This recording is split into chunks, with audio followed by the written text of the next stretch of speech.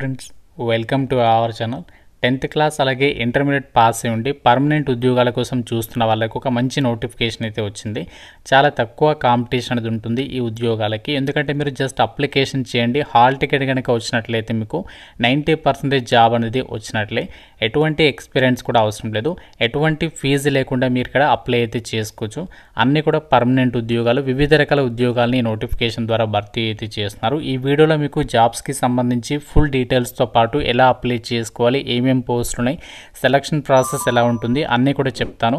So వీడియోని ప్రతి ఒక్కరు కూడా లైక్ చేసి చివరి వరకు అయితే చూడండి. ఛానల్ని ఫస్ట్ టైం చూస్తున్న వాళ్ళు ఇప్పుడే సబ్స్క్రైబ్ చేసుకుని బెల్ ఐకాన్ని క్లిక్ చేసి ఆల్ ప్రెస్ చేసి పెట్టుకోండి. మనకి టాపిక్లోకి వెళ్లే ముందు మీకు ఒక ఇంపార్టెంట్ అప్డేట్. కరెంట్ డిపార్ట్మెంట్లో ట్రైనింగ్ ఇచ్చి మీకు పర్మనెంట్ జాబ్స్ కల్పించే విధంగా మన సొంత రాష్ట్రాల్లో పోస్టింగ్ కల్పిస్తూ ఒక భారీ నోటిఫికేషన్ అయితే రిలీజ్ అయింది. 1 lakh పైగానే మీకు సాలరీ వస్తుంది. ఈ జాబ్స్ గురించి ఆల్రెడీ మన ఛానల్లో కంప్లీట్ డీటెయిల్స్తో వీడియో అప్లోడ్ చేశాను. ఇంకా చూడని వారు ఇక్కడ మీకు పైన కార్డ్స్లో లింక్ ఇస్తున్నాను. సో ప్రతి ఒక్కరు కూడా ముందుగా ఇక వీడియో చూసేసి జాబ్స్కి అయితే అప్లై చేయండి. ఇప్పుడు మనము మెయిన్ జాబ్ డీటెయిల్స్లోకి వెళ్దాం. డీటెయిల్స్లోకి వెళ్ళినట్లయితే ఈ యొక్క గ్రూప్ సి నోటిఫికేషన్ ద్వారా మనకి వివిధ రకాల ఉద్యోగాలను అయితే భర్తీ చేస్తున్నారు. అన్నీ కూడా మనకి డైరెక్ట్ రిక్రూట్మెంట్ కింద ఈ యొక్క వేకెన్సీస్ని భర్తీ చేస్తున్నాము అని చెప్పేసి నోటిఫికేషన్లో ఇచ్చారు. ఇవన్నీ కూడా మనకి permanent central government job vacancies కాబట్టి మీరు ఏ స్టేట్ వాళ్ళైనా సరే ఈ నోటిఫికేషన్కి అప్లై అయితే చేసుకోవచ్చు. ముందుగా మనము ఇక్కడ ఉన్నటువంటి పోస్టులకి సంబంధించి క్వాలిఫికేషన్స్ అండ్ అలాగే సాలరీ డీటెయిల్స్ అయితే చూద్దాము. ఫస్ట్ ఇక్కడ మనకి వెల్డర్ అని చెప్పేసి ఇక్కడ ఈ యొక్క వేకెన్సీ ఉంది. సెమీ స్కిల్డ్ అని చెప్పేసి ఇచ్చారు. ఈ పోస్ట్కి సంబంధించి మీకు లెవెల్ 1 ప్రకారం అన్ని అలవెన్సెస్ కలుపుకుంటే 30,000 వరకే సాలరీ వస్తుంది.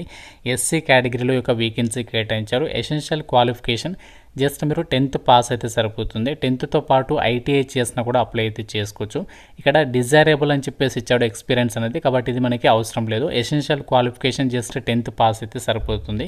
అలాగే మనకి నెక్స్ట్ వేకెన్సీ వచ్చేసి అటెండర్. సో అటెండర్కి సంబంధించి ఇక్కడ వేకెన్సీస్ వచ్చేసి 4 వేకెన్సీస్ ఉన్నాయి. దానికి సంబంధించి ఇక్కడ వేకెన్సీస్కి సంబంధించి ఏ కేటగిరీలో వేకెన్సీస్ కేటాయించారంటే జనరల్ కేటగిరీ అండ్ అలాగే ఈడబ్ల్యూఎస్కి సంబంధించి ఉన్నాయి. లెవెల్ 1 ప్రకారం సాలరీ వస్తుంది. ఈ జాబ్స్కి సంబంధించి కూడా జస్ట్ మీరు 10th పాస్ అయితే అప్లై చేసుకోవచ్చు అనమాట.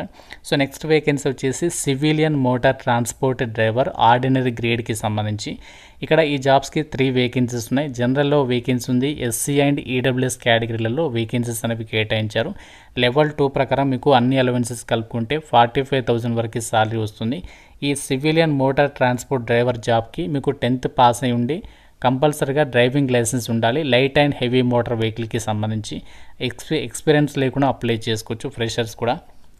నెక్స్ట్ ఇక్కడ మనకి లాస్కర్ అని చెప్పేసి అటెండర్ లెవెల్ జాబ్స్ అయితే ఉన్నాయి. జనరల్ అలాగే ఈడబ్ల్యూఎస్ కేటగిరీలలో కేటాయించారు. లెవెల్ 1 ప్రకారం సాలరీ వస్తుంది.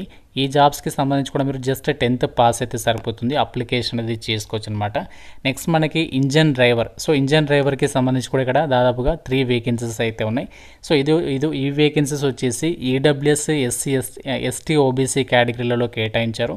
లెవెల్ 4th ప్రకారం సాలరీ వస్తుంది. అంటే దాదాపుగా మీకు 55,000 వరకు అయితే సాలరీ వస్తుంది. క్వాలిఫికేషన్ మీరు 10th పాస్ అయి ఉండి ఇంజన్ డ్రైవర్కి సంబంధించి సర్టిఫికేట్ ఆఫ్ కాంపిటెన్సీకి సంబంధించి ఇక్కడ డీటెయిల్స్ అయితే ఇచ్చారు. ఈ యొక్క ఎలిజిబిలిటీ ఉంటే మీరు ఈ పోస్ట్కి అప్లై చేసుకోవచ్చు. నెక్స్ట్ మనకి final vacancy store keeper grade 2కి సంబంధించి ఎస్టీ కేటగిరీలో వేకెన్సీ ఉంది. లెవెల్ 2 ప్రకారం 45,000 వరకు సాలరీ వస్తుంది.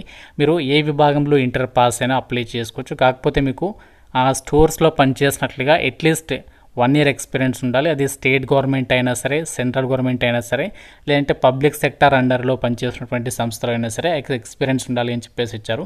సో ఇవి మనకి నోటిఫికేషన్ ద్వారా భర్తీ చేసినటువంటి వేకెన్సీస్ అనమాట. అమ్మాయిలు అబ్బాయిలు ఇద్దరికి కూడా అప్లై చేసుకోవడానికి ఛాన్స్ ఉంది. ఫస్ట్ పోస్టింగ్ మీకు చెన్నైలో ఉంటుంది. తర్వాత మీరు అక్కడ ఎక్కడికైనా జాబ్ అనేది ట్రాన్స్ఫర్స్ పెట్టుకోవచ్చు అని చెప్పేసి కూడా ఇక్కడ నోటిఫికేషన్లో వాళ్ళే క్లియర్గా అయితే మెన్షన్ చేయడం అనేది జరిగింది. ఇక్కడ ఈ జాబ్స్కి సంబంధించి ఏ విధంగా అప్లై చేయాలి, సో అప్లికేషన్ ప్రాసెస్ కూడా ఇక్కడ మీకు ఇదే వీడియోలో చెప్తాను ఎలా అప్లై చేయాలనేది.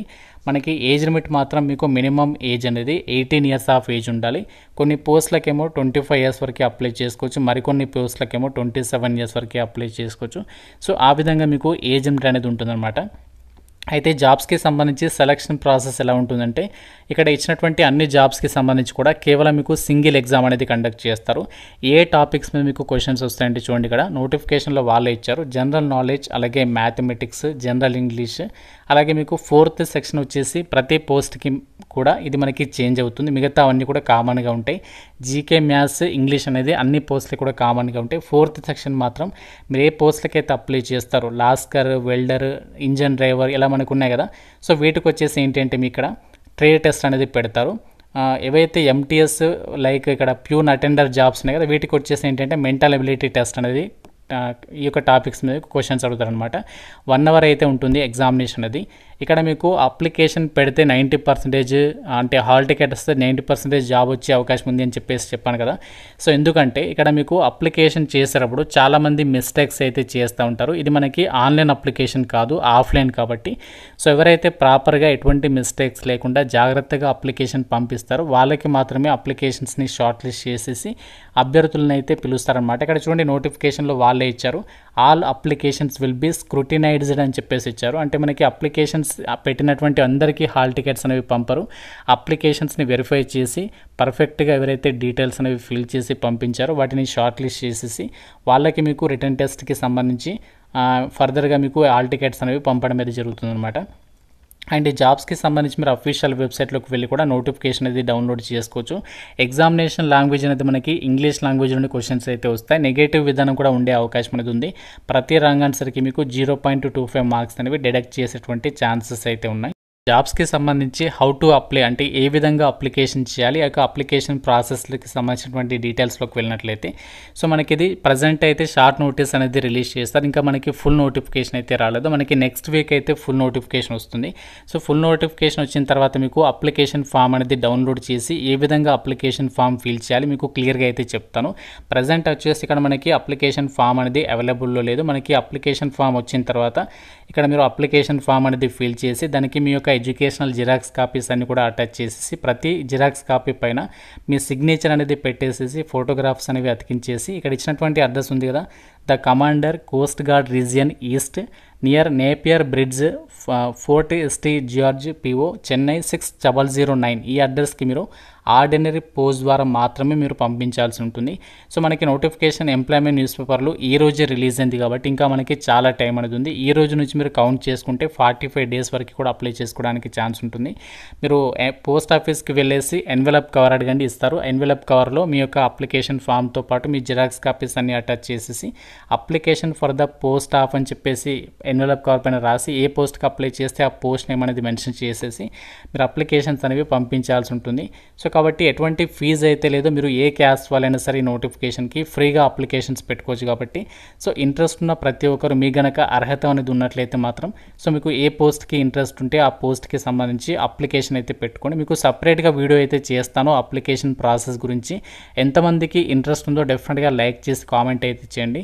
సో ఇది మనకి ఇండియన్ కోస్ట్ గార్డ్ డిపార్ట్మెంట్ నుంచి రిలీజ్ అయినటువంటి పర్మనెంట్ గ్రూప్ సి సివిలియన్ ఉద్యోగాలకి సంబంధించినటువంటి నోటిఫికేషన్ డీటెయిల్స్. మీకు ఫస్ట్ పోస్టింగ్ ఇనీషియల్గా చెన్నైలో ఉంటుంది. తర్వాత మనము ఆల్ ఓవర్ ఇండియా వైడ్గా ఎక్కడికైనా జాబ్ అనేది ట్రాన్స్ఫర్ చేసుకోవచ్చు అని చెప్పేసి కూడా ఇక్కడ నోటిఫికేషన్లో వాళ్ళే క్లియర్గా ఇచ్చారు. కాబట్టి సో ఇంట్రెస్ట్ ఉన్న ప్రతి ఒక్కరు ట్రై చేయండి. ఇంకా మీకు నోటిఫికేషన్ రిలేటెడ్గా ఏదైనా డౌట్ ఉంటే కామెంట్ రూపంలో అడగండి. డెఫినెట్గా లైక్ చేసి వీడియోని మీ ఫ్రెండ్స్ కూడా షేర్ చేయండి. ఛానల్ని సబ్స్క్రైబ్ చేసుకోండి. Thank you so much guys.